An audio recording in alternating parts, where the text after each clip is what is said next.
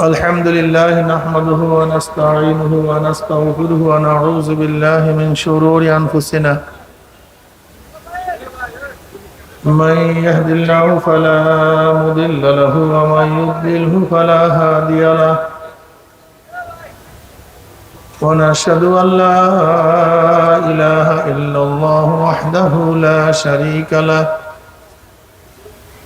ونشهد أن محمدا عبده ورسوله أما بعد وأعوذ بالله من الشيطان الرجيم بسم الله الرحمن الرحيم يا أيها الذين آمنوا صلوا عليه وسلموا تسليما اللهم صل على سيدنا ونبينا وحبيبنا مولانا محمد صلى الله عليه وعلى آله وأصحابه وبارك وسلم সবাই দুরূদ শরীফ পড়ি আল্লাহ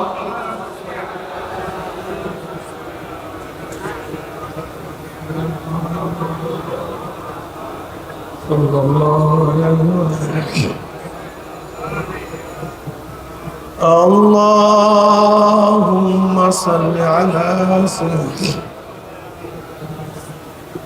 حبيبنا مولانا محمد صلى الله عليه وعلى أعوذ بالله من الشيطان الرجيم بسم الله الرحمن الرحيم والعصر إن الإنسان لفي خسر إلا الذين آمنوا وعملوا الصالحات وتواصوا بالحق وتواصوا بالصبر صدق الله مولانا العظيم وصدق رسول النبي الكريم আল্লাহ পাকের বান্দা জনাব মুহাম্মদ রাসূলুল্লাহ সাল্লাল্লাহু আলাইহি ওয়াসাল্লামের উম্মতগণ, আল্লাহ পাক রব্বুল আলামিন আপনাকে আমাকে এই ফিতনা ফাসাদের জমানায় যখন তামাম দুনিয়ার থেকে ইসলাম মুসলমানদেরকে মিটিয়ে দেওয়ার ষড়যন্ত্র চলতেছে, ফিলিস্তিনের মধ্যে মুসলমানদেরকে উৎখাত করার ষড়যন্ত্র চলছে কি চলে নাই? চলছে। যে জমানায় তামাম দুনিয়ার মধ্যে ইসলাম মুসলমান থাকবে কি থাকবে না এই প্রশ্নের সৃষ্টি হয়েছে, যে জমানায় মানুষ নেকের কাজ ছাড়তেছে, গুনার কাজ ধরতেছে, শুধু গুনার কাজ ধরেই না বরং গুনার কাজে প্রতিযোগিতা শুরু করছে কে কার আগে জাহান্নামে যাবে। সবাই বলি না আউযু বিল্লাহ। যে জমানায় মানুষ নেকের কাজে আশ্চর্য হয়, গুনার কাজে স্বাভাবিক থাকে, যে জমানায় মুসলমান ইসলামকে পছন্দ করে না বরং নামধারী মুসলমান ইসলামের সবচেয়ে বড় দুশ্মন হয়ে গেছে, যে জমানায় শিরক বিদআতকে ইবাদত মনে করে, শিরক বিদআতকে ইবাদত মনে করে, আবার যা শিরক বিদআত নয় তাকে শিরক বিদআত মনে করে, যে জমানায় আংশিক দিন পালন করেও পরিপূর্ণ দিন পালন করার ঢেকুর তুলে, সেই মুহূর্তে আল্লাহ পাক রব্বুল আলামিন আপনাকে আমাকে কোরআন ও হাদিসের মাজলিস, আলেম ওলামা, মুমিন মুত্তাকিন, জাকিরিন শাকিরিনদের গুরুত্বপূর্ণ এক দামি অনেক দামি মাজলিসে আসার বসার বলা শোনার তৌফিক আল্লাহ পাক দান করছেন। শুকরিয়াতান সবাই বলে আলহামদুলিল্লাহ। এই মাজলিস অনেক গুরুত্বপূর্ণ, অনেক দামি। দুনিয়ার মধ্যে যারা দামি হয় তাদেরকে গার্ড অব অনারের ব্যবস্থা করা হয়। দুনিয়ার মধ্যে দামি ব্যক্তির আলোচনা সব জায়গায় ছড়িয়ে পড়ে। দামি ব্যক্তি আসলে তার উপরে ফুল গোলাপ ছিটাতে থাকে। দুনিয়ার দামি ব্যক্তির গাডা ওয়ানার মানুষ দেয়, দামি ব্যক্তির উপরে ফুল গোলাপ মানুষই ছিটায়, দুনিয়ার দামি ব্যক্তির আলোচনা মানুষই করে। কিন্তু আপনারা এত দামি, আপনাদের গার্ড অব অনার হিসাবে গোটা এরিয়াকে ফেরেশতারা ঘিরিয়া ফেলেছে। আপনারা এত দামি, খোদ আল্লাহ পাক রব্বুল আলামিন আপনাদের রহমত এবং সাকিনা বর্ষণ করতেছেন। আপনারা এত দামি, খোদ আল্লাহ পাক রব্বুল আলামিন আপনাদেরকে নিয়ে ফেরেশতাদের মধ্যে আলোচনাও শুরু করছেন। সুবহানাল্লাহ বলবেন না? কি আপত্তি আছে সুবহানাল্লাহ বলতে? সুবহানাল্লাহ বলবেন। একবার সুবহানাল্লাহ বলার সাথে সাথে আমলনামা 1000 নেকি লেখা হয়ে যায়, 1000 গুনাহ ঝরে যায়। অন্য রওয়ায়াতের মধ্যে আছে সুবহানাল্লাহ মিজানের অর্ধেক নেকে পূর্ণ করে দেয়, বাকি অর্ধেক আলহামদুলিল্লাহ। গোটা মিজান নেকে ভরে গেছে। وعن أبي هريرة رضي الله تعالى عنه وعن أبي سعيد الخدري رضي الله تعالى عنه أنهما شهدا على رسول الله صلى الله عليه وسلم কি নবীর উপর দরুদ পড়বেন না? আমার নবীকে আল্লাহ পাক রব্বুল আলামিন এত মহব্বত করেন, নবীর উপরে আপনি দরুদ পড়বেন একবার, আমার মাওলায় খুশি হয়ে রহমত নাজিল করবে 10 বার।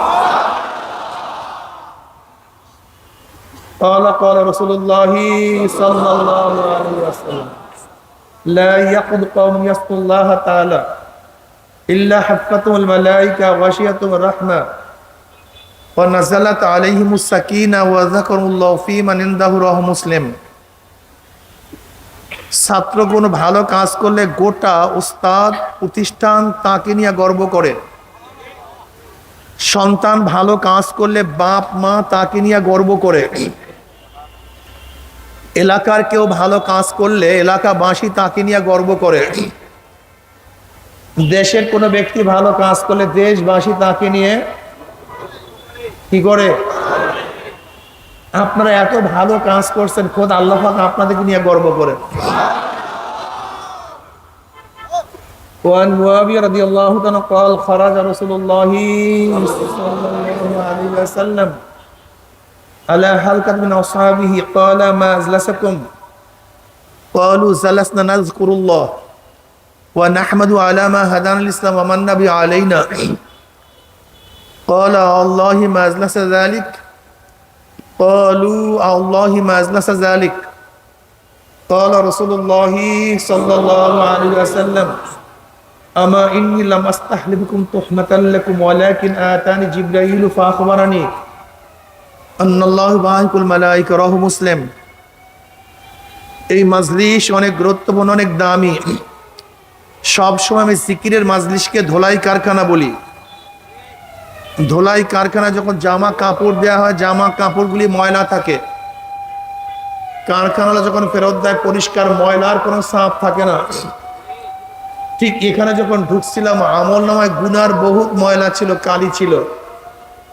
আল্লাহ পাক কবুল করলে মাজলিস থেকে বের হয়ে যাবে, গুনাহ সব সাফ হয়ে যাবে। বুখারীর মধ্যে দীর্ঘ এক রওয়ায়াত আছে, এই জিকিরের মাজলিসকে কেন্দ্র করে আল্লাহ পাক ফেরেশতাদের সাথে বিভিন্ন প্রশ্ন এবং জবাব দেওয়ার পরে সিদ্ধান্ত দেন, উশহিদুকুম আন্নী কাদ গাফারতু লাহুম, ফেরেশতারা সাক্ষী থাক গোটা মাজলিসের বান্দাদের গুনাহ আমি সব মাফ করে দিচ্ছি। ইয়াকুলুল মালাকু মিনাল মালাইকাতি ফীহিম ফুলানুন লাইসা মিনহুম ইন্নামা জালি হাজাতান ইয়াকুলুল্লাহ আযজা ওয়া জাল্লা হুমুল জুলাসা লা ইয়াশকা জালিসুম রাহুল বুখারী। মাজলিস অনেক গুরুত্বপূর্ণ, সংক্ষিপ্ত সময় আলোচনা করব, খুব খেয়ালের সাথে। আমার তন মন, আমার শরীর মন একই জায়গায় রেখে বয়ান শুনতে হবে। শরীর এখানে, মন বাড়িতে, ফায়দা হবে না। আপনি টিউবওয়েলে পানি আনার জন্য গেছেন, টিউবওয়েল চাপতেছেন, পাত্র ধরছেন, কিন্তু পাত্রের মুখের সাথে টিউবওয়েলের মুখের মিল নেই, পাত্রের মধ্যে পানি পড়বে? সময় বেকার, কষ্ট বেহুদা।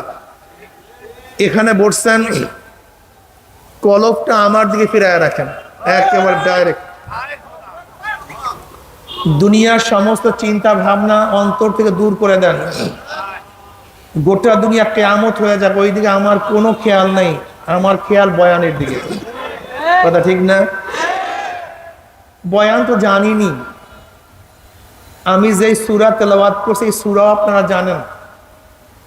আল্লাহ পাক সূরার শুরুতেই কসম কাটছেন, ওয়াল আসর, কাসামতুল আসর। আল্লাহ পাক সময়ের কসম কাটছেন। কিসের সময়? কিসের কসম কাটছেন? সময়ের কসম কাটছেন। আল্লাহ পাক সময়ের কসম কাটছেন কেন? কিসের জন্য? সময়ের গুরুত্ব বুঝাবার জন্য। কিসের গুরুত্ব বুঝাবার জন্য ভাই?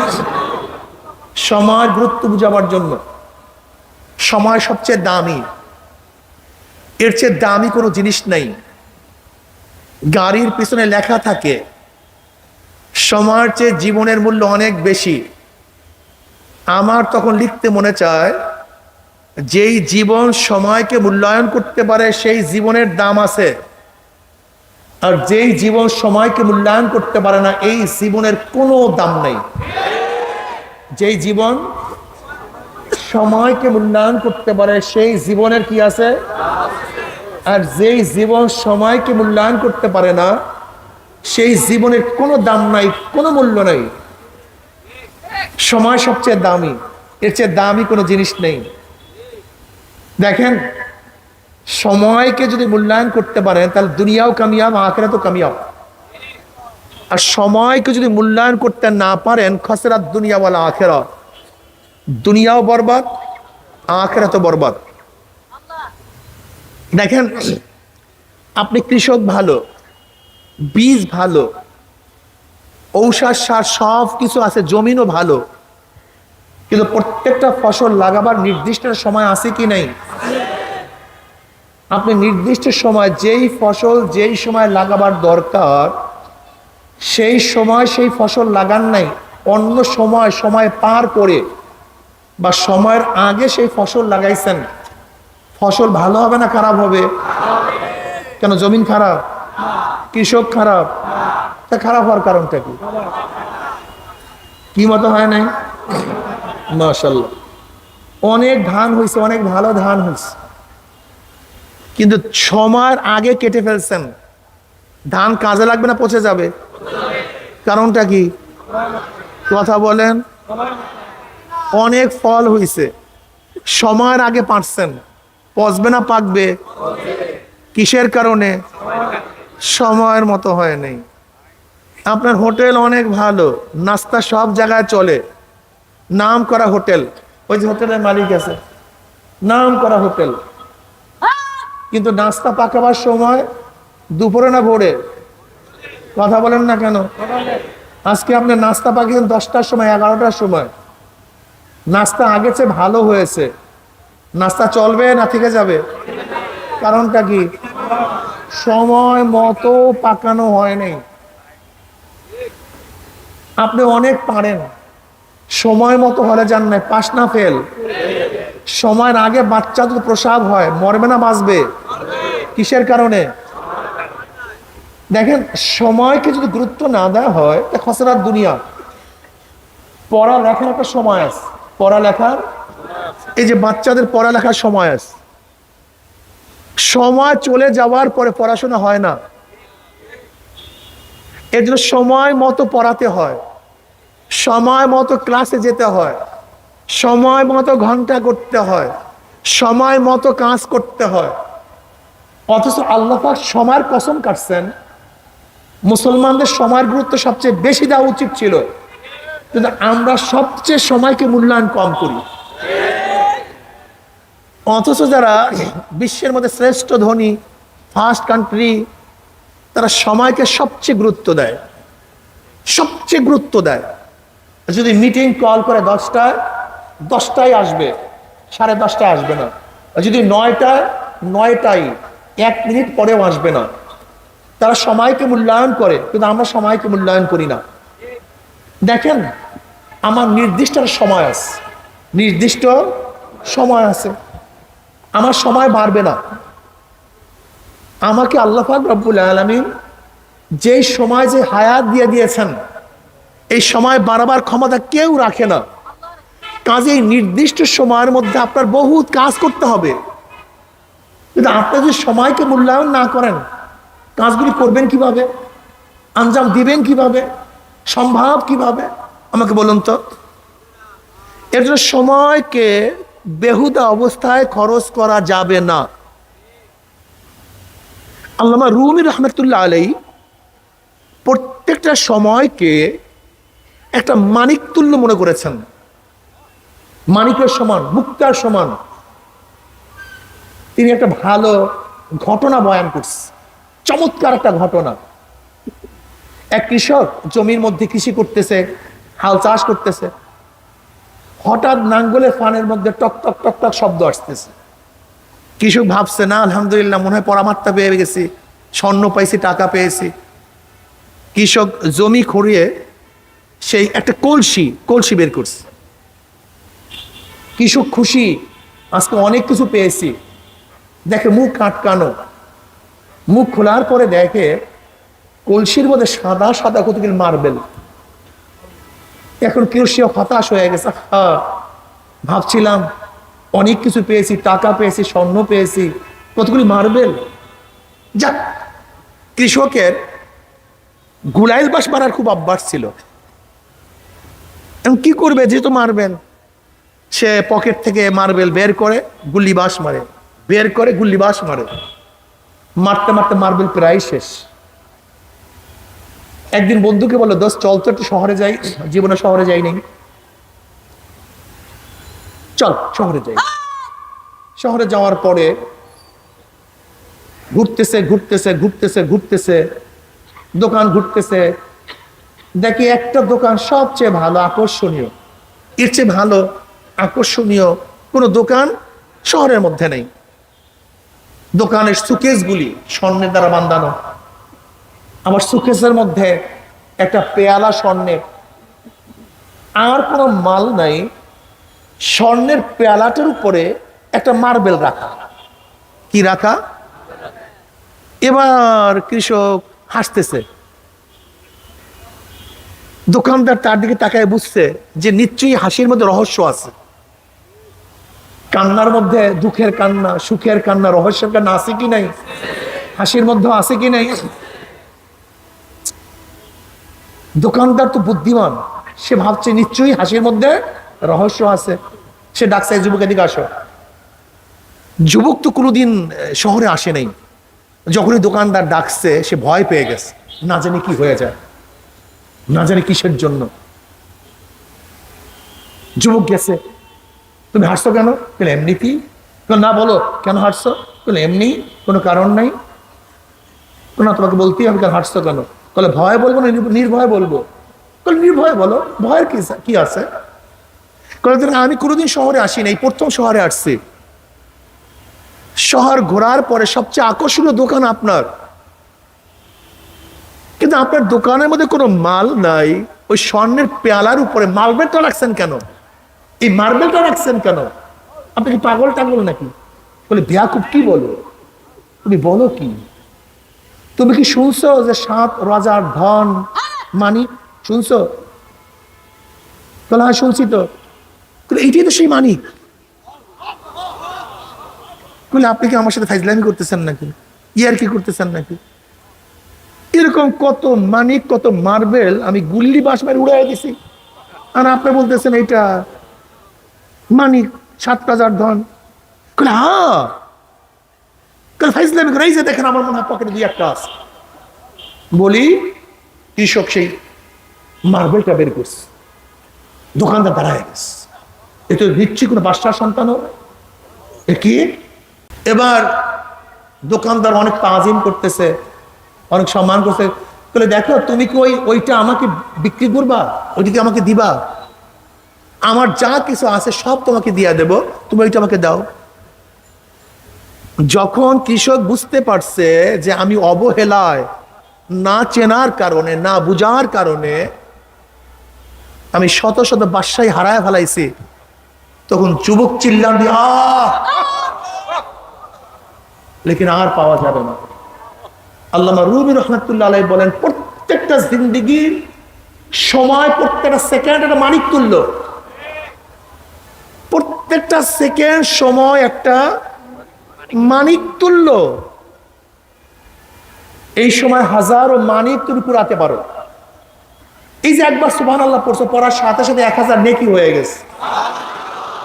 আবারও বলো সুবহানাল্লাহ, আর 1000 নেকি হয়ে গেছে। তুমি কি জানো একটা নেকির দাম কত? তুমি জানো? সাহাবায়ে কেরাম রাদিয়াল্লাহু তাআলা আজমাইন নবী আলাইহিস সালাতু ওয়াস সালামের কাছে প্রশ্ন, ইয়া নবী আল্লাহ, একটা নেকির দাম কত? খুব ভালো মতো শুনেন। সময়কে মূল্যায়ন করলেন না, সময়কে গুরুত্ব দিলেন না, সময়কে মূল্যায়ন করলেন না, সময়কে গুরুত্ব দিলেন না। সাহাবারা প্রশ্ন, ইয়া নবী আল্লাহ, একটা নেকির দাম কত? নবী আলাইহিস সালাতু ওয়াস সালাম বললেন যে পুরা উহুদ পাহাড়টা যে স্বর্ণ হয়ে যায়। কোন পাহাড়? গোটা উহুদ পাহাড়টা যে স্বর্ণ হয়ে যায়, এই গোটা উহুদ পাহাড় যে স্বর্ণ হয়ে যায়, এই উহুদ পাহাড়ের যেই দাম, তার চেয়ে একটা নেকির দাম অনেক বেশি। এই সময়ের মধ্যে এই উহুদ পাহাড়ের মতো স্বর্ণ কামাই করা সম্ভব কি সম্ভব না? কিন্তু সময়ের গুরুত্ব দেই না, বেহুদা। সময় কাটে না, কাটবে কেন? তুমি তো সময়ের মূল্যায়নই করতে পারো না। তোমার সময় কাটবে কেন? তুমি তো ওই কৃষকের মতো না জানার কারণে, না চেনার কারণে মানিককে বেহুদা বেহুদা গুল্লিবাস মারিয়া শেষ করতেছ। ইব্রাহিম সাহেব রহমতুল্লাহ আলাইহি প্রতিদিন 24,000 বার জিকির করতেন। কত হাজার বার? কারণ একটা মানুষের শ্বাস নিঃশ্বাস ত্যাগ হয় 24,000 বার। তিনি 24,000 বার জিকির করতেন। আল্লাহর ওলি হয়ে গেছেন। তুমি ওই সময়কে ব্যবহার করে তুমি আল্লাহর ওলি হয়ে যাইতে পারো। আমার চিটাঙ্গের বাবারা, আপনার তো আল্লাহর ওলির খুবই পাগল, ওলিদের পাগল চিটাঙ্গের মানুষ। আলহামদুলিল্লাহ, আমার কাছে এত ভালো লাগে, এত ভালো লাগে। আপনি ওলি হন না কেন? কি কথা বলেন না কেন? আপনি ওলি হন না কেন? আপনি নিজেই তো ওলি হতে পারেন। এখানে আসছেন কেন?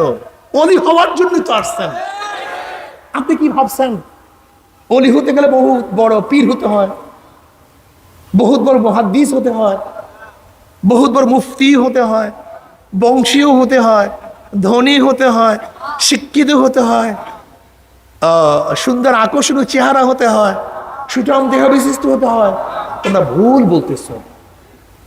ওলি হওয়ার জন্য এগুলি কিছুর প্রয়োজন নেই, কিছুর প্রয়োজন নেই। নাম ডাকে ওলি হওয়া যায় না।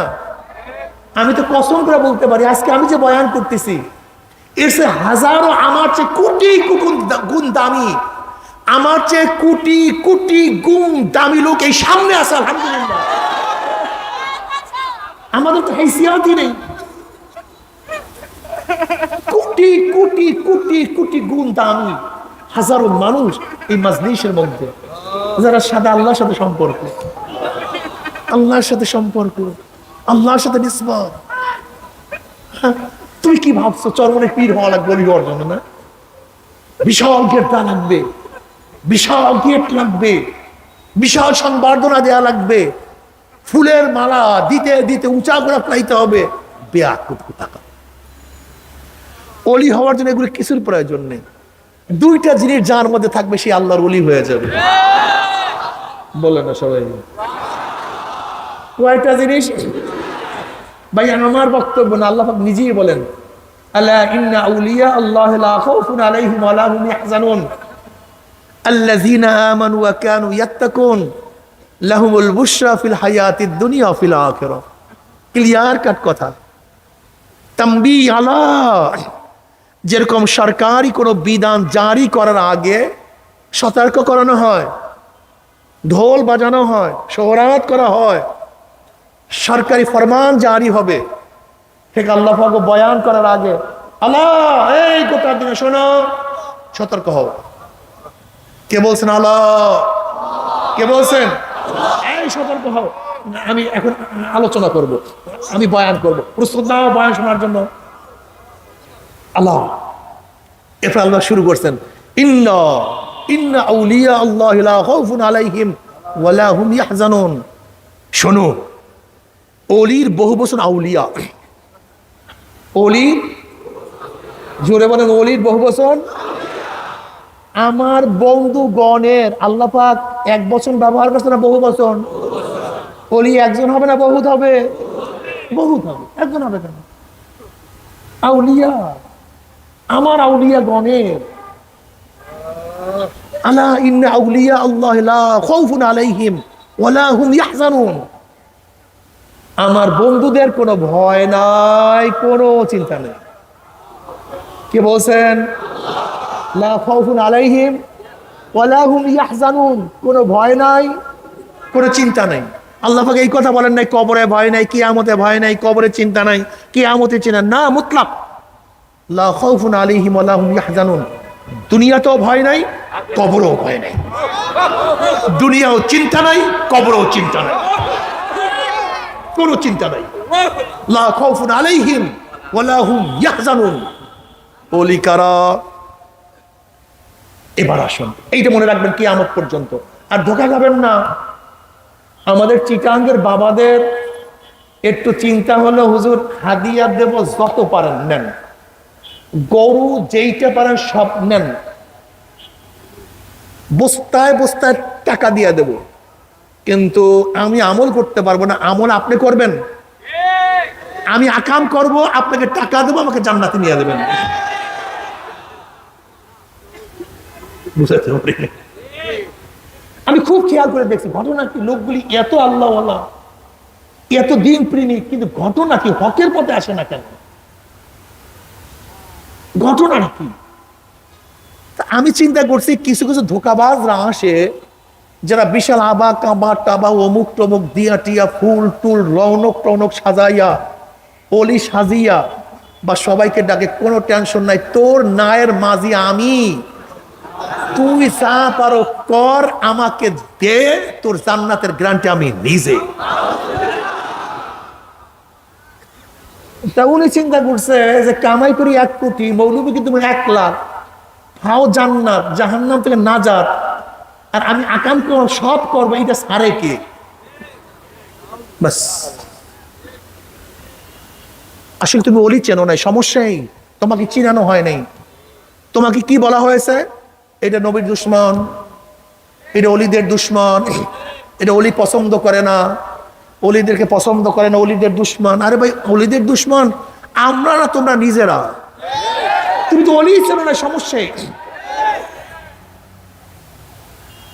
এক ব্যক্তি বগুড়ার দধির তারিফ শুনছে, বগুড়ার দধি এই স্বাদ ওই স্বাদ। ধরে নেন আমি বগুড়ার দধির প্রশংসা করলাম, বগুড়ার দধি এই স্বাদ এই স্বাদ এই স্বাদ এই মজা।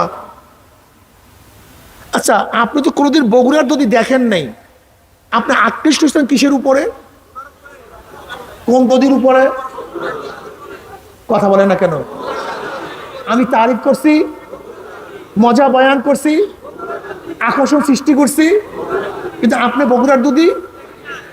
আচ্ছা, বগুড়ার দধির প্রশংসা করার পরে আপনার সামনে যা প্লেস করছি, এইটা বগুড়ার দধি কি দধি, এটা বুঝবেন কিভাবে? কথাটা বুঝাতে পারি না। আমি প্রশংসা করছি স্বর্ণের, স্বর্ণ এই কিমাতে, স্বর্ণ এই দামি, স্বর্ণ এই মূল্যবান। আপনি আকৃষ্ট কিসের উপরে? কথা বলেন না কেন? কিন্তু এরপরে আপনার সামনে যেই জিনিস নিয়ে আসছি, এইটা কি স্বর্ণ কি স্বর্ণ না, এইটা আপনি বুঝবেন কিভাবে? আমাকে বলেন না কেন? কথা বলেন না কেন? প্রশংসা করছি কিসের? যা প্লেস করছি, এখানেই গাঞ্জাম। সমস্যা এই, আমি প্রশংসা করছি স্বর্ণের, আমি ক্যাম্বাচার, আমার ক্যাম্পিং শুনলে কোনো রোগ আপনার থাকবে না, শুধু বড়ি একটা খাইলে ক্লিয়ার। বড়ি একটা খাওয়াবো, সব রোগ। কিন্তু আপনার রোগ ভালো হবে কি হবে না, এটা আপনি জানলেন কিভাবে? আমি তো বলছি বড়ি একটা মারবো, সব ক্লিয়ার। দাও পয়সা। আপনাদের মাথার মধ্যে কি ঘিলুটুলো আছে মোটেও? প্রশংসা করছি স্বর্ণের, কিন্তু যা প্রেস করছি এটা স্বর্ণ কি স্বর্ণ না। এর জন্য আপনার মধ্যে থার্মোমিটার থাকতে হবে, কোষ্ঠী পাথর থাকতে হবে, মাপ দেওয়ার যন্ত্র থাকতে হবে। যদি যন্ত্র না থাকে ধোঁকা খাবেন, কোনো সন্দেহ নাই। এই সমস্ত 2 নাম্বার লোকগুলি ওলিদের প্রশংসা করে, খালি ওলিদের প্রশংসা করে। ওলিদের এই গুণ, ওলিদের সেই গুণ, ওলিদের এই গুণ, ওলিদের সেই গুণ, ওলিদের এই ক্ষমতা ওই ক্ষমতা। দেখবেন ওদের বয়ানের মধ্যে শুধু ওলিদের এই ক্ষমতা সেই ক্ষমতা। বেশ ভালো কথা, ওলিদের এই ক্ষমতা সেই ক্ষমতা। এরপরে যাকে ওলি বানাইছো, ওলি সামনে নিয়ে আসছো, এইটা ওলি কি ওলি না এটা বুঝবো কিভাবে?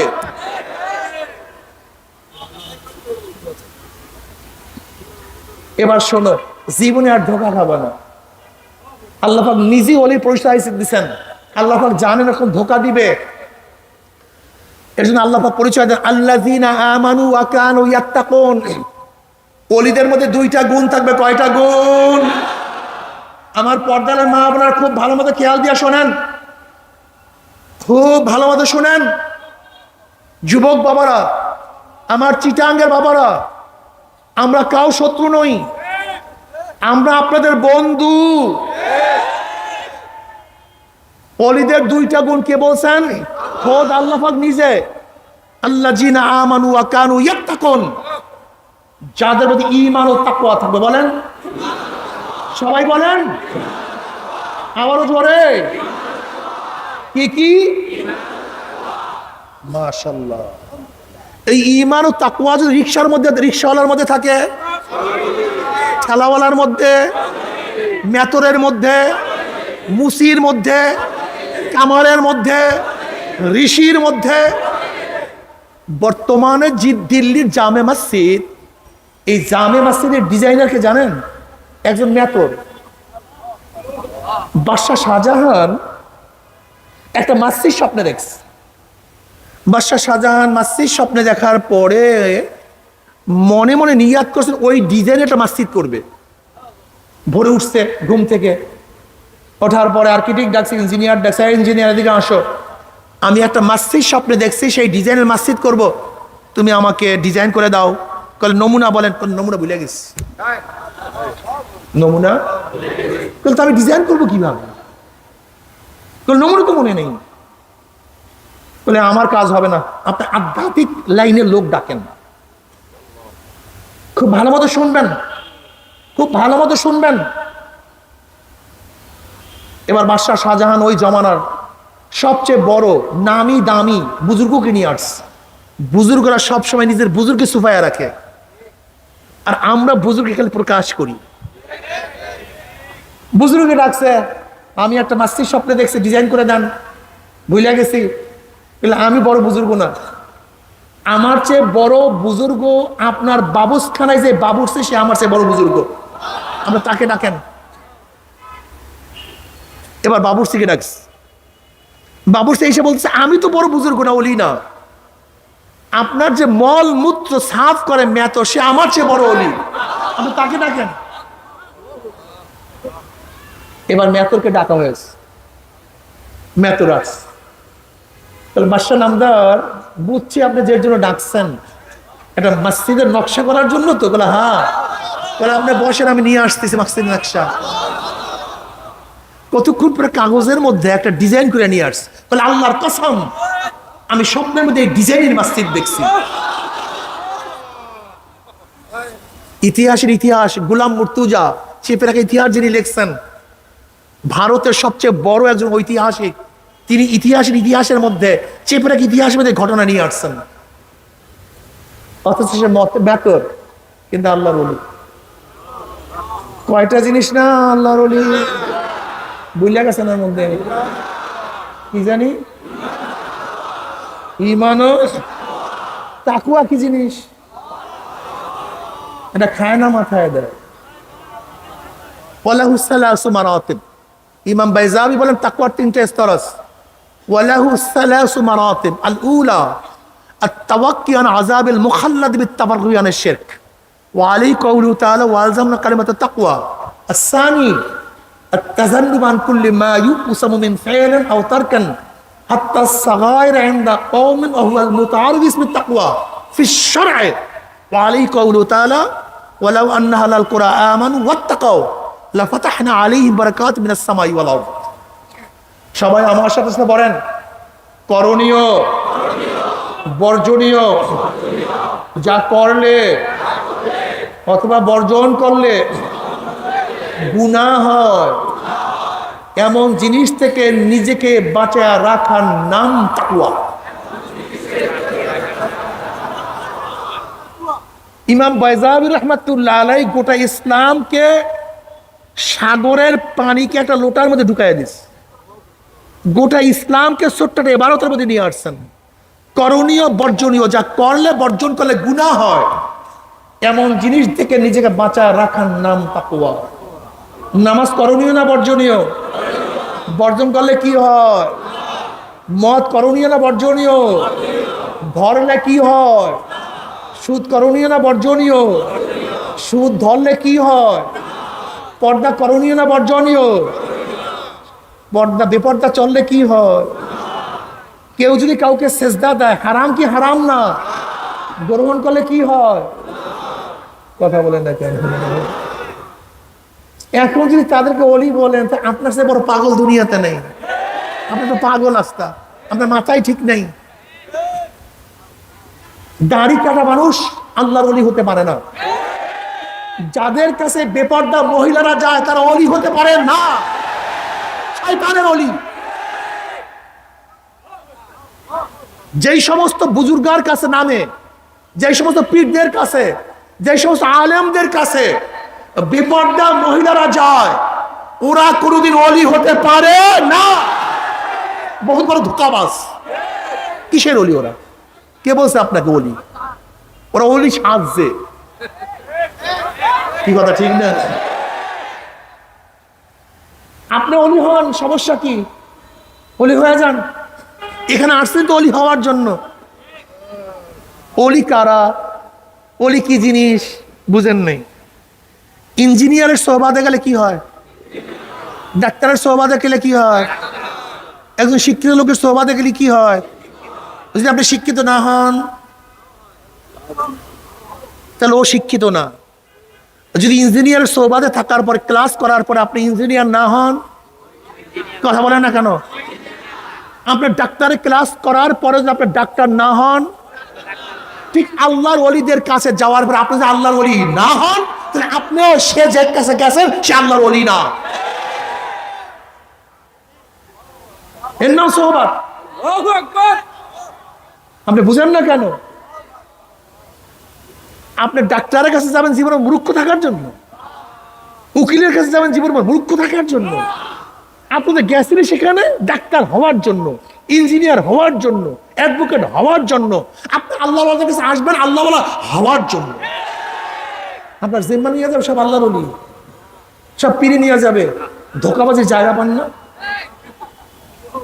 যদি কেউ কাউর জিম্মা নিয়ে মুক্তি দিতে পারত তা নবী আলাইহিস সালাতু ওয়াস সালাম ফাতেমা রাদিয়াল্লাহু তাআলাকে বললেন কেন, হে ফাতেমা নিজেকে নিজে জাহান্নামের আগুন থেকে বাঁচাও। তার মানে আপনি যাকে ওলি মনে করেন সে নবীর চেয়ে বড় হয়ে গেছে। জোরে বলবেন না নাউজুবিল্লাহ। ভাই ইবরাত কা জাহা তামাশা নেই। আপনাকে মাগনা মাগনি কেউ জান্নাতে নিতে পারবে? আল্লাহর ওলিরা দোয়া করবে, আল্লাহ দোয়া কবুল করবে। কি কথা ঠিক না? আল্লাহ পাক হাদিসে কুদসির মধ্যে ফরমান মান আদালি ওলিয়ান ফাকাদ আযানতু বিল হারব ওয়া মা তাকাররাবু ইলাইয়া আবদি বিশাইইন আহাব্বা ইলাইয়া মিম্মা তারাস্তু আলাইহি ওয়া মা ইয়াজালু আবদি ইয়াতাকাররাবু ইলাইয়া বিন নওয়াফিল হাত্তা উহিব্বাহু ফাইজা আহবাবতু কুনতু সামাউল্লাযী ইয়াসমাউ বিহি ওয়া বাসারুল্লাযী ইউবসিরু বিহি ওয়া ইয়াদাহুল্লাতী ইয়াবতাশু বিহা ওয়া রিজলাহুল্লাতী ইয়ামশি বিহা ওয়া ইন সাআলানি লাউতিয়ান্নাহু ওয়া লা ইন ইস্তাআযানি লাউইযান্নাহু। বুখারীর মধ্যে রওয়ায়াত আছে। এবার কেমনে ওলি হবেন শোনেন, বুঝাই। আল্লাহ পাক নিজে বলেন যারা আমার ওলিদের সাথে শত্রুতা করে আমি তাদের বিরুদ্ধে যুদ্ধ ঘোষণা করছি। কি ঘোষণা করছি? এবার আল্লাহ পাক বলেন আমি বন্দাদের উপরে যা ফরজ করছি সেই ফরজ আদায়ের মাধ্যমেই বন্দা আমার পুরাপুরি নৈকট্য লাভ করতে পারে না। বন্দা নফল ইবাদত করতে করতে করতে করতে হাত্তা উহিব্বাহু, বন্দা যখন নফল ইবাদত শুরু করে আমি তাকে মহব্বত করা শুরু করিয়া দেই। ফাইজা আহবাবতু কুনতু সামাউল্লাযী ইয়াসমাউ বিহি, বন্দাকে যখন আমি মহব্বত করি তখন বন্দার আমি কান হইয়া যাই। কে কান হইয়া যায়? বলে আমি বন্দার কান হয়ে যায় যা দিয়া বন্দা শুনে, আমি বন্দার চক্ষু হয়ে যায় যা দিয়া বন্দা দেখে, আমি বন্দার হাত হয়ে যায় বন্দা যা দিয়া ধরে, আমি বন্দার পা হয়ে যায় যা দিয়া বন্দা চলে। ওয়া ইন সালানি লা উতিয়ান্নাহু, বন্দা যখন আমার কাছে চায় আমি তখন তাকে দিয়া দেই।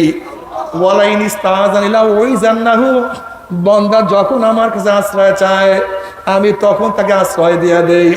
এ আমার যুবক বাবারা, এ আমার মুরব্বী বাবারা, আমার পর্দাদা মা বোনেরা, তুমি কি দেখো নাই কত যুবক বয়সে কত মানুষ আল্লাহর ওলি হয়ে গেছে? তুমি কি দেখো নাই কত বুড়া বয়সে কত মানুষ আমার মাওলার ওলি হয়ে গেছে? তুমি কি দেখো নাই কত মহিলার আমার মাওলার ওলি হয়ে গেছে? ওলি হওয়ার জন্য সাধনা দরকার।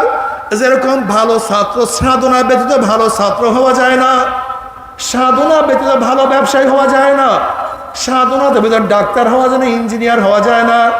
দুনিয়ার কামিয়াবের জন্য সাধনা করতে হয়, চেষ্টা সাধনা করতে হয়। ঠিক মাওলাকে পাওয়ার জন্য সাধনা করতে হয়। সাধনা ব্যতীত আমার মাওলাকে পাওয়া যাবে না। কেউ পায় নাই, তুমিও কোনোদিন পাবা না। যদি সাধনা ব্যতীত মাওলাকে পাওয়া যাইত তাহলে আমার নবী এত কেন সাধনা করলেন? জনাবে মুহাম্মদ রাসূলুল্লাহ সাল্লাল্লাহু আলাইহি ওয়াসাল্লাম মাওলার প্রেমে পড়িয়ে এত কষ্ট সহ্য করছেন যা চিন্তাও করা যায় না। হেরেমের মধ্যে আমার নবী নামাজরত অবস্থায় ছিলেন, সিজদার মধ্যে পড়া। আবু জাহেল বলতে আছে তোমাদের মধ্যে এমন কি আছো, মুহাম্মদ যখন সিজদায় পড়বে অমুক গোত্রের পচা উটের নারী বুড়ি ওই মুহাম্মাদের মাথার উপরে কি চাপাইয়া দিতে পারবা? সাল্লাল্লাহু আলাইহি ওয়াসাল্লাম অমনি এক বেঈমান বসে আমি পারবো। নবী আলাইহিস সালাতু ওয়াস সালাম যখন সিজদার মধ্যে পড়িয়া গেলেন উটের পচা নারী বুড়ি আমার নবীর মাথার উপরে চাপাইয়া দিছে। আমার নবী মাথা তুলতে পারে না। আব্দুল্লাহ ইবনে মাসউদ রাদিয়াল্লাহু ফরমান, বুখারীর মধ্যে রওয়ায়াত আছে, আমি সব ঘটনা দেখতেছিলাম কিন্তু সাহায্য করার মতো কোনো শক্তি আমার কাছে ছিল না। আমি সাহায্য করার কোনো শক্তি রাখি না। কি যেন ফাতেমা রাদিয়াল্লাহু তাআলাকে খবর দিছে তোমার বাবার অবস্থা এরকম। ফাতেমা রাদিয়াল্লাহু তাআলা আসছেন, বাবার এই অবস্থা দেখিয়া তখন মেয়ের কলিজার মধ্যে কেমন লাগছে।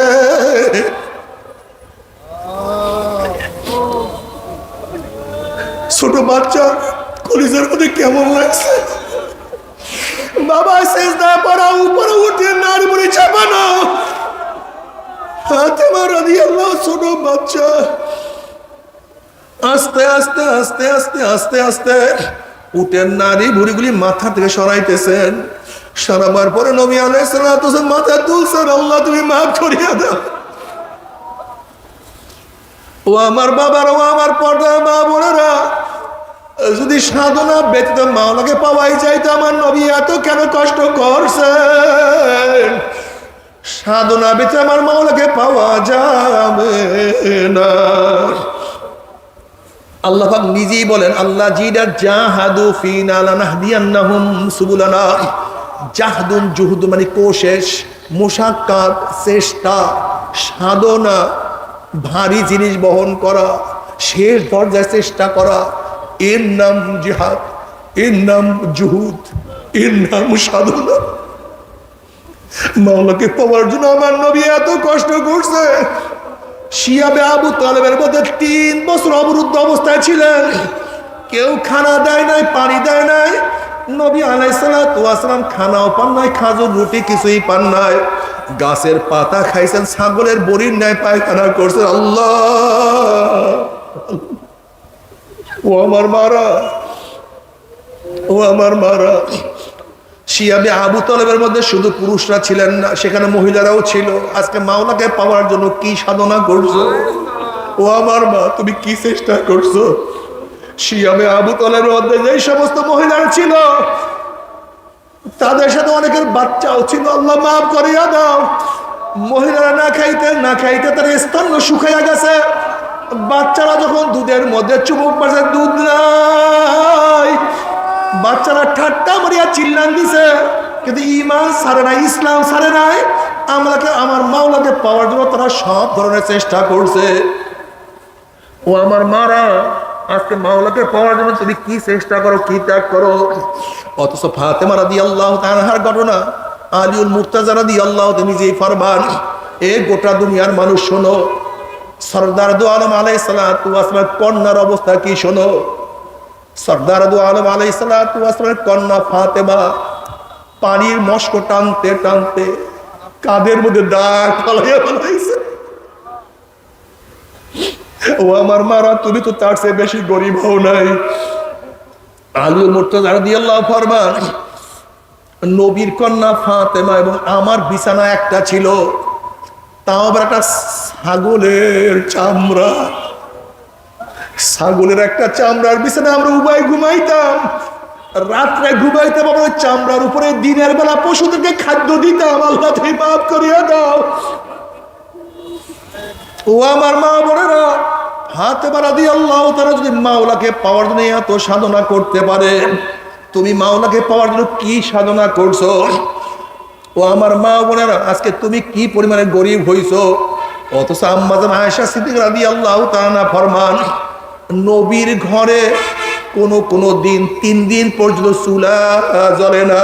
আল্লাহ আল্লাহ, তুমি আমাদের সবাইকে মাফ করিয়ে দাও।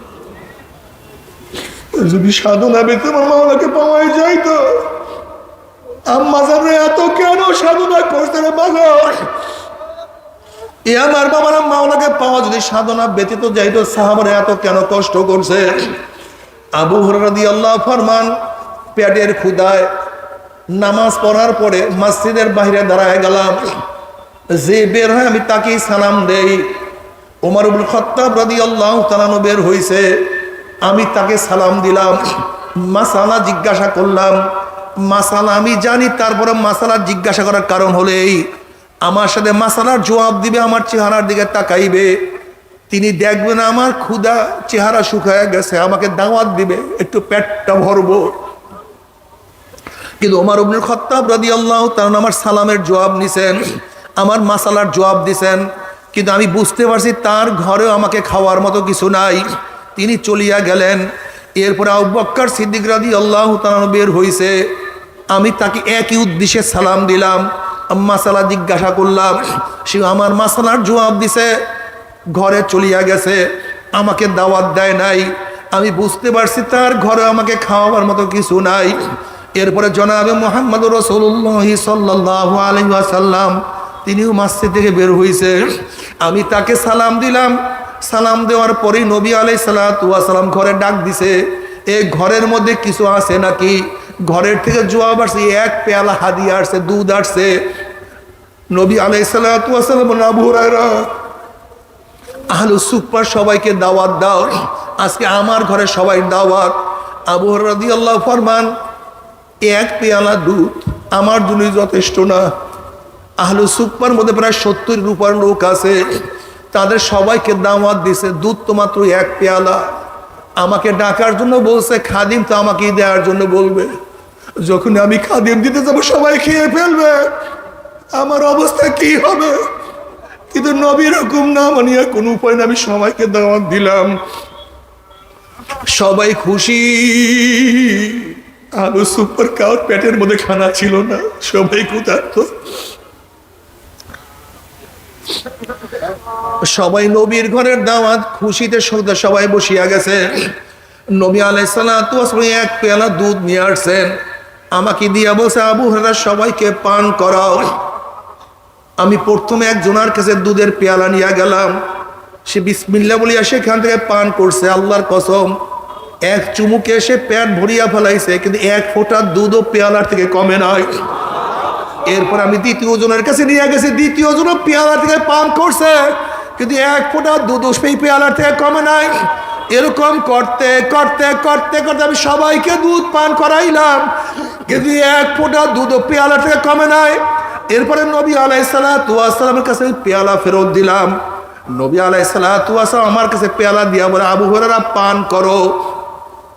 আমি পান করিয়া পেট পুরাইয়া ফেলাইলাম। এরপরে নবী আলাইহিসসালাতু ওয়াস সালামের কাছে পেয়ালা ফেরত দিলাম। নবী বললেন, আবু হুরায়রা আবারও পান করো। আমি বললাম, ইয়া নবী আল্লাহ, পেটে তো জায়গা নাই, প্রথম চুমুকি কারবার শ্বাস সারিয়া ফেলাইছি। বললাম, আবু হুরায়রা আবারও পান করো। আমি আবারও পান করলাম, পেয়ালা ফেরত দিলাম। বললাম, আবু হুরায়রা আবারও পান করো। বুখারীর মধ্যে রওয়ায়াত আছে, আবু হুরায়রা বলে, আমার পেট উঁচা হয়ে গেছে। আবারও তৃতীয়বার পান করলাম। আবু হুরায়রা পান করে আমি তৃতীয়বার পান করলাম। এরপরে পেয়ালা ফেরত দিলাম। নবী আলাইহিসসালাতু ওয়াস সালাম পেয়ালার থেকে দুধ পান করলেন। ও আমার মুসলমান বাবারা, ও আমার যুবক বাবারা, যদি মাওলাকে পাওয়ার জন্য এত সাধনার প্রয়োজন না থাকতো, তাহলে সাহাবারা এত ক্ষুধার্ত অবস্থায় এত কষ্ট কেন করছেন রে বাবা? তুমি কি দেখো না, আল্লাহ ওয়ালারা সারাদিন ইবাদতের মগ্ন থাকে, মাওলার পাগল থাকে। তুমি আমি কেন মাওলার পাগল হব না? তোমার চেয়ে আমার চেয়ে বড় বদনসিব আর কেউ হইতে পারে না। বাবার যদি ঘরের মালিকের সাথে পরিচয় থেকে যত রাত্রি ঢোকো, কোনো টেনশন নাই। যেরকম শ্বশুর বাড়িতে রাত্র 3টার সময় যদি নক করো, শ্বশুর লাভ দিয়ে উঠছে, কে?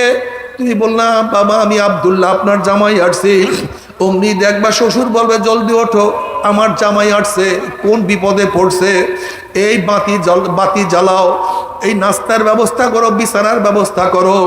ঘরের মালিকের সাথে পরিচয় আছে, যত রাত্রি ঢোকো কোনো টেনশন নাই, চিন্তা নাই। আর যদি ঘরের মালিকের সাথে পরিচয় না করিয়া রাত্রে দরজা নক করো, এই চোর আসছে, ডাকাত আসছে, ওকে পিটা, ওকে মার, ওকে বান, তোমাকে লাঞ্ছিত করবো, মানিত করবে। কবরের মালিকের সাথে পরিচয় করিয়ে যদি কবরে যাইতেই পারো, কোনো টেনশন নাই, কোনো চিন্তা নাই। কবরের মালিকের সাথে পরিচয় করিয়া যখনই কবরে যাবা, আল্লাহ পাক ডাক দেওয়ার ফেরেশতারা, আমার ওলি আসছে, আমার বন্ধু আসছে, ওয়াফরুশুল ফরাশ মিনাল জান্নাহ ওয়াল বিসু মিনাল জান্নাহ, আমার বন্দা বান্দির গার মধ্যে জান্নাতের পোশাক লাগাইয়া দে, জান্নাতের বিছানা বিছায়া দে, জান্নাতের নাজ নিয়মত দ্বারা গোটা কবরটাকে ভরিয়া দে। আল্লাহ তুমি কবুল করিয়া নাও। আর যদি কবরের মালিকের সাথে পরিচয় না করিয়া যদি কবরে যাও, আল্লাহ পাক বলবে, আমার দুশ্মন আসছে, আমার শত্রু আসছে, এ কবরের মাটি চাপ দে, এ কবরের মাটি চাপ দে। অমনি কবরের দুই পাশের মাটি এত জোরে চাপ মারবে, চাপের চড়ে এক পাশে হাঁটি আর এক পাশে লাগাইয়া ফেলাইবে। এ ফেরেশতারা কবরের মধ্যে আগুন ধরাইয়া দে, অমনি গোটা কবরটা আগুনে ভরিয়া যাবে। এ সাপ জড়াইয়া ধর, অমনি 99টা সাপ নাফরমানকে প্যাঁচ মারবে। বাবারে সহ্য করতে পারবি? ওই আযাব তো কেউ সহ্য করতে পারবো না। বাবারে কবরের মালিকের সাথে পরিচয় না করে কেউ কবরে যাইও না। নবীর সাথে পরিচয় না করে কেউ কিয়ামতের মাঠে উঠিও না।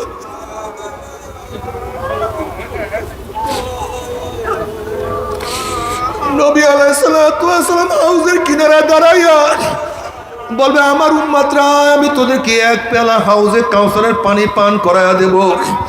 মান শারবা লাম ইয়াজমা বাদা, বুখারীর মধ্যে রওয়ায়াত আছে, যে ব্যক্তি এক পেয়ালা হাউজে কাউসারের পানি পান করবে, 50,000 বছরের মধ্যে আর কোনোদিন পানির পাশা লাগবে না। আল্লাহ তুমি কবুল করিয়া নাও। হাউজে কাউসারের পানি দুধের চেয়েও সাদা, মিশকু আম্বারের চেয়েও 1000 গুণ, 1000-এর চেয়েও বেশি ঘ্রাণ, মধুর চেয়ে কোটি কোটি গুণ বেশি স্বাদ।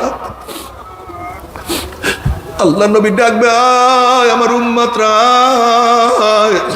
আমি তোদেরকে এক পেয়ালা হাউজে কাউসারের পানি পান করায়া দেব, 50,000 বছর মধ্যে আর কোনোদিন পানি পাশা লাগবে না। সমস্ত উম্মতরা দৌড় দিবে। গেটের মধ্যে একদল উম্মতদেরকে ফেরেশতারা আটকাইয়া ফেলাইবে। অমনি ওই সমস্ত ব্যক্তিরা বলবে, ইয়া নবী আল্লাহ, ইয়া রাসূলুল্লাহ, আপনি আমাদেরকে ডাকছেন, কিন্তু আমাদেরকে ফেরেশতারা আসতে দেয় না।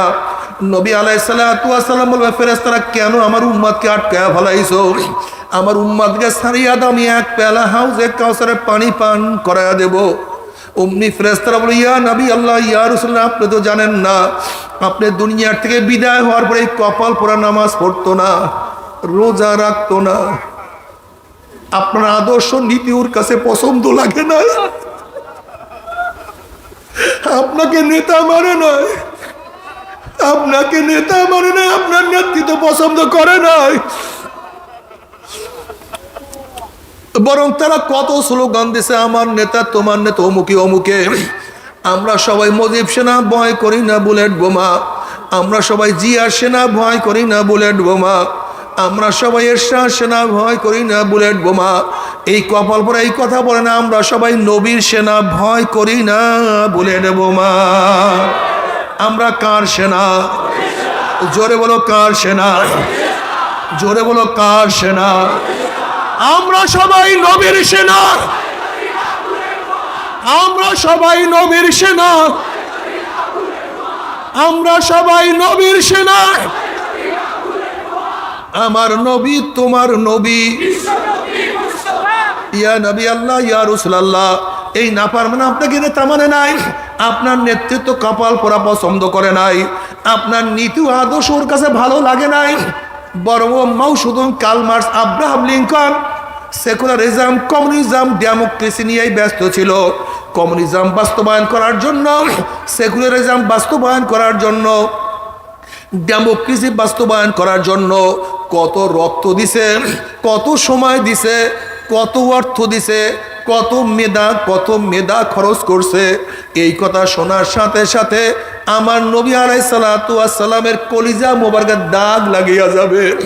অমনি আমার নবী বলে, সৌকান সৌকান সৌকান, দূর হ দূর হ দূর হ, তোরা আমার উম্মত না। নবী আলাইহিস সালাতু ওয়াস সালাম কিয়ামতের ময়দানে যদি পরিচয় নাই দেয়, তোমাকে আমাকে কে সুপারিশ করবে? নবী আলাইহিস সালাতু ওয়াস সালাম ফরমান, হে আমার উম্মতেরা, কিয়ামতের ময়দানে মিজানের কাছে আমাকে খোঁজ করিও। নবী আলাইহিস সালাতু ওয়াস সালাম মিজানের কিনারায় দাঁড়ানো থাকবে, তার উম্মতদেরকে মাপা শুরু করবে।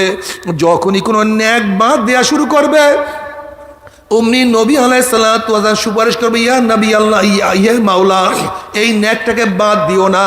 যখনই কোনো গুনাহ ওজন করা শুরু করবে, অমনি আমার নবী সুপারিশ করবে, মাওলা, এ তো বাবায় নামাজ পড়তো না, কিন্তু ছেলের নামাজ কাজা করতো না, এর মা তো বেপর্দা ছিল, কিন্তু মেয়ে হইয়াও কোনোদিন বেপর্দা অবস্থায় চলতো না, এর বাবা দাড়ি কাটতো, কিন্তু ছেলে হইয়া কোনোদিন দাড়ির মধ্যে পোষ লাগায় নাই, এর বাবা গুনার মধ্যে লিপ্ত থাকতো, কিন্তু এ তো নেকের মধ্যেই থাকতো।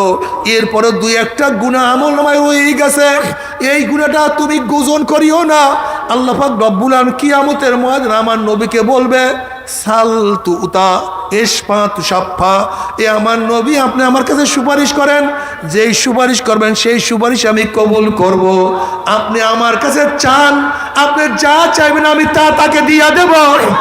নবী আলাইহিস সালাতু ওয়াস সালাম যা চাইবে, আমার মাওলা আমার নবীকে তাই দিয়া দিবে।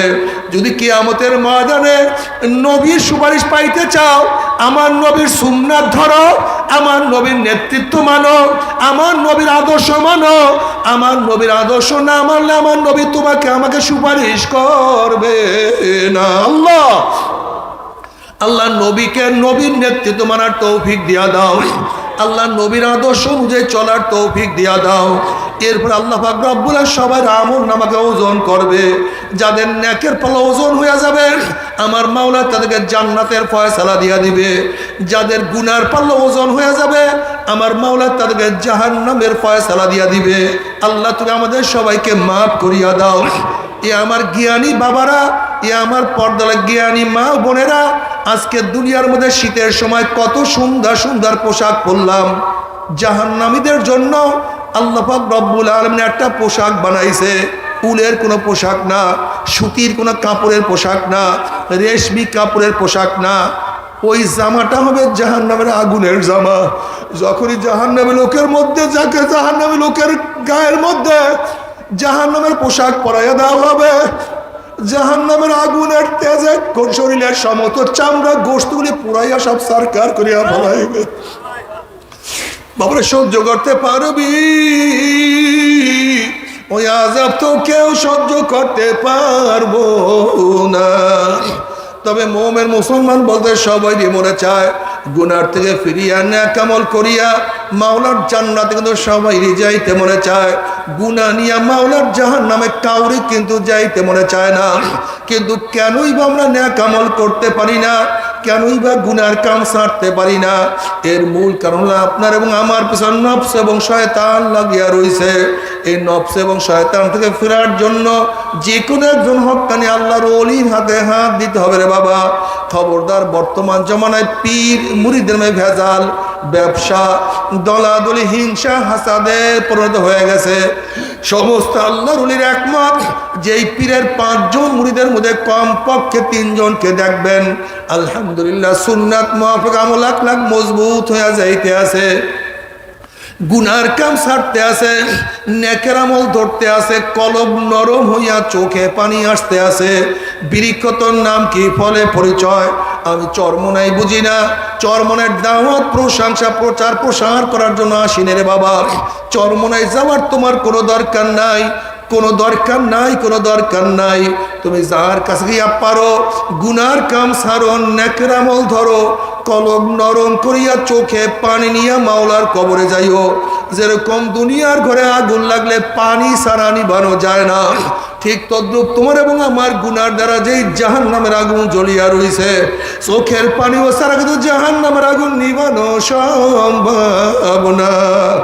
কাজে আমার জন্য দোয়া চেয়ে আমিও দোয়া করি, সবাই সবার জন্য প্রাণ খুলিয়া দোয়া করো, যেন কিয়ামতের ময়দানে গলাগলি বাঁধিয়া মাওলা একসাথে জান্নাতে যাওয়ার তৌফিক দিয়া দেয়। আল্লাহুম্মা আমিন।